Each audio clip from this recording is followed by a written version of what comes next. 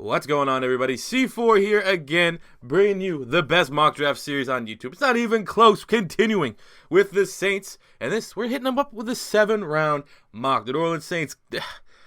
I still can't get over the Brandon Cooks trade. I've already made a video, a special, specific video talking about that. I'm not gonna continue to bring it up. We already know my initial thoughts. We'll give it a grade because we're gonna go through the free agency, their 2016 draft, and then looking forward to my 7-round mock, which, looking at it right now, might be the strongest draft I think that there will be. All these teams, and that's not even a little bit of a reach. But without further ado, the Saints 7-9 last year. They had the number 1 ranked offense and the 27th ranked defense, which is pretty much consistent to how the Saints have been. Drew Brees carrying that team, the defense falling apart. It really sucked last year. The first-round draft pick, Sheldon Rankins, got hurt because he was one of my favorite defensive tackles last year. The MVP for me last season was Drew Brees. Clearly, you maybe give it a shout for Michael Thomas, who emerged as I wouldn't say superstar wide receiver, but I think right now Michael Thomas heading into the next season is for sure a guy that can be low-end wide receiver 1 territory. He's the best rookie wide receiver last season. But I will overall give the MVP nod to Drew Brees. The needs for me before free agency started was defensive back, defensive end, linebacker, quarterback for a backup, getting ready for the years without Drew Brees, and offensive guard. During free agency, there were big moves. They released Jarris Byrd, which freed up almost $8 million in cap. I'm giving that an A. He was a free agency bust, and I am so glad I got that one wrong. I remember when the year he was a free agent, I wanted Byrd so bad. Like a freaking homosexual. Nothing wrong with that. You like to get your rocks off that way. You do. But C4 was chanting. C4 wanted a big old Byrd in the secondary for the Philadelphia Eagles. We missed out on him. We got Malcolm Jenkins. I kind of thought, I think we got... kind of fleeced here a little bit. Let's get Byrd. Oregon. Chip Kelly was at Oregon. And eventually, it looks like we got the much better end of that deal with Malcolm Jenkins, who's one of the top safeties in the NFL, and Byrd's been a bust. They signed Ted Ginn to a 3-year, $11 million deal, assuming to fill as a Band-Aid spot for what they lost with Brandon Cooks in terms of speed. I give that a C. I mean, Ted Ginn is, it is what it is. You know what we're getting with Ted Ginn. A guy that'll probably get you 5-6 touchdowns a year.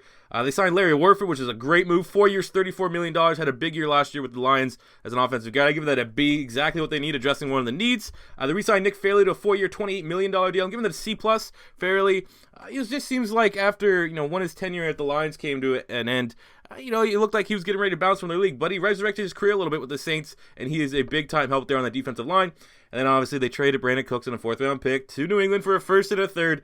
I'm giving that an F. Like I said, I've already given a video, my thoughts on that. It was a terrible, terrible trade.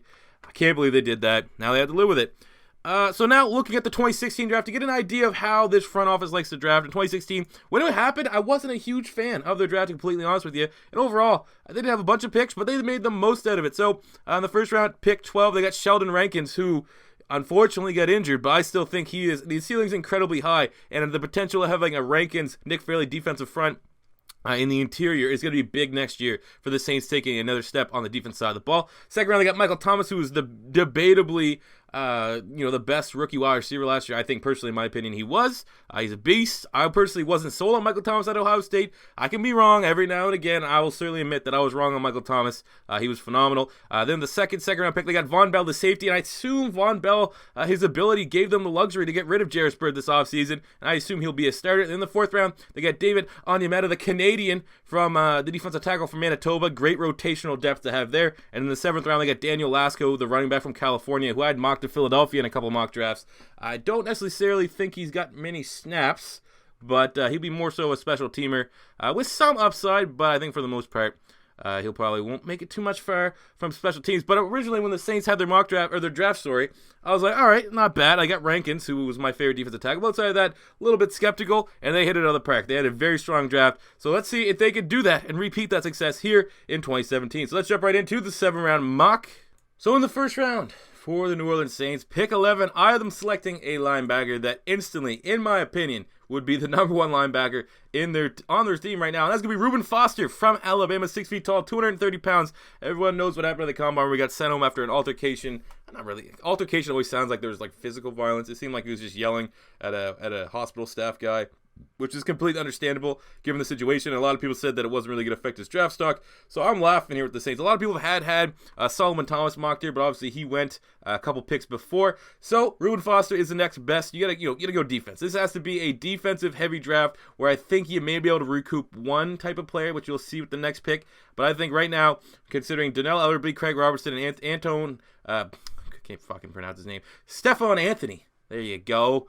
Is there starting linebackers? I mean, Reuben Foster is debatably the best out of all those guys. So, I mean, anytime you can get a defensive starter immediately for a team that needs defensive starters, you have to jump all over that. And Foster, in my opinion, is the top middle linebacker in this year's draft class. Can, lay the big hit. Even though he's not a big guy, can still, throw in some big-time hits and is, can drop back into coverage. Everything. Good hands, good ball skills for a linebacker. And I think this is a can't-miss pick here for the Saints at number 11. Jumping to their second first-round pick, the pick they acquired from the Patriots. I just have them recouping what they lost. It seems like, they were stuck between a rock and a hard place getting rid of Brandon Cooks. He didn't want to be there anymore, so you pretty much had a disgruntled player that needed to get the roster. God, they just traded him. Why wouldn't you just trade him to Tennessee? So, well, with that being said, how my draft board played out, they can just recoup what they lost with Brandon Cooks. With pick 32, they're drafting John Ross, the wide receiver from Washington, 5'11", 180 pounds. Everyone knows that. 4'2", 240. Jumping out the gym with a 133-inch broad jump. You pretty much just get what you lost in Brandon Cooks. I think a guy like John Ross, obviously, you don't have to worry about paying him anytime soon, where you had to do that with a Brandon Cooks. You get your speed, you get your deep threat ability. He comes in, like I said, I don't really see Ted Ginn being a starter in New Orleans. I think more so, he'll compete with Willie Snead for the backup reps. But you get a guy like John Ross, don't have to rush him in. There are the durability concerns, but I think a guy like Sean Payton will just envision phenomenal things and phenomenal ways to use John Ross and get him involved in the offense, much like they did with Brandon Cooks. Brandon Cooks would take, the gimmicky plays. He'd get a couple run plays here and there. You could do that with a John Ross, especially because he is the speedster. He's the fastest man, I guess, since the Combine era, with clocked 40 times ever in the NFL. So I think a guy like that would be perfect for a Sean Payton offense. And again, you recoup. Like, it wasn't like they got rid of Brandon Cooks because they had a luxury at the wide receiver spot. I mean, Michael Thomas is good. Willie Snead's, not bad. But it was more so they had to get rid of him. They had the gun to their head, how to make a move. So recoup that, get John Ross through with that pick, and it's almost a like for like, and you're no further behind than what you are.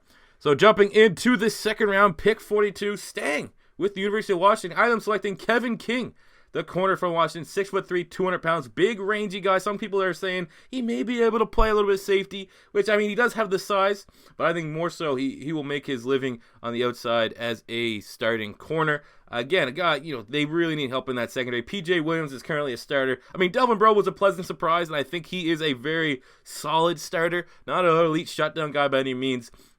I mean, B.W. Webb graded out decent from Pro Football Focus last year, but they need to get some corner help. And on my board here in the second round, Kevin King, some teams have had him mocked to the first round. I think that's, his tape doesn't really reflect. I mean, he ran a 4.43 40 at 6'3", as opposed to, you want to compare him to a guy like Richard Sherman, who didn't really test particularly well at the Combine. So he showed at the Combine that he's a much better athlete than people gave him credit for, and maybe a team will fall in love with him enough to take him in the first round. But I think in the second round, it'd be a phenomenal pick here for the Saints for a guy that can compete and start outside day one, especially over a guy like P.J. Williams.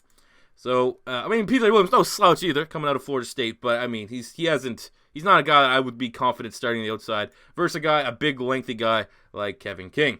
Jumping to the third round, another home run pick. Best guy on my board. I mean, like I said, this is probably the best draft I think you guys will see out of this entire series. So with the third round, the first of two picks at 76, I'm going to Marcus Walker, defensive end from Florida State. This guy's an animal, man. 6'4", 280 pounds. He didn't look 280, man. Watching him play at Florida, he looked like, 265 maybe. Only put up 18 reps on the bench press, which wasn't particularly strong. But there are some concerns about him. More so is he's just one of those guys that was dominant in college and might not translate well to the next level. But I think, man, he's excellent. I remember watching that game against Ole Miss. He had 4.5 sacks. He was unblockable. I think in the third round, getting a guy that can produce like that off the edge, especially right now, according to our lads, their other starting defensive end is Obum Gwacham.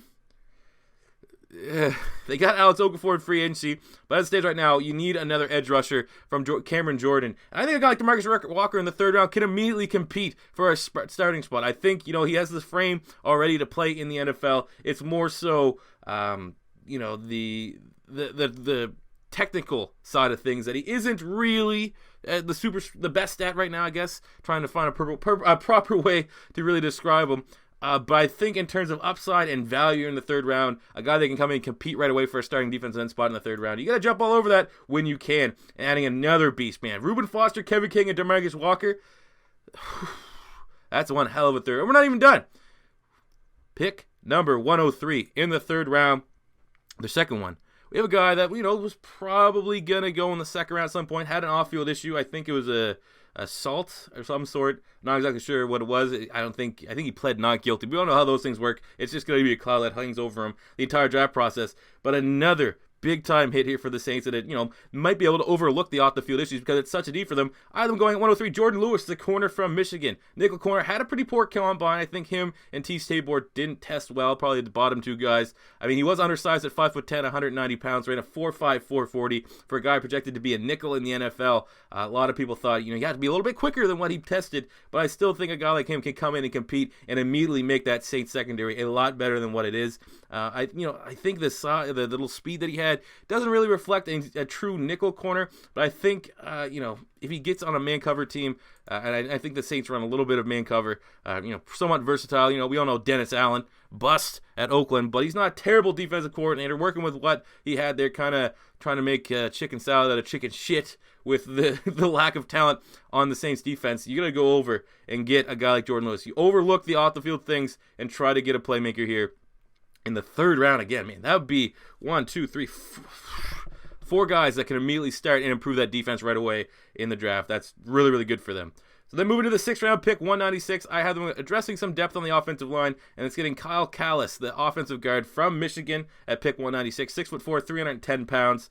He's going to be a guy that's going to compete in training camp for some depth spot. I think the offensive guard behind Larry Warford and Andrews Pete, I personally think Andrews Pete is more of a right tackle, and they may look to swing him there because, Zach Strief is no spring chicken. He's getting out there in age, so I assume once he moves on, they may try to swing Pete back to a right tackle. So that really opens up the left guard spot and depth at right guard. I think a guy like Kyle Callis. Again, when you get into the 6th round, you're trying to find guys that can make your roster, not so much be a camp body. And I think a guy like Kyle Callis, come from Michigan, well-coached. Michigan usually has very strong offensive linemen, literally and figuratively.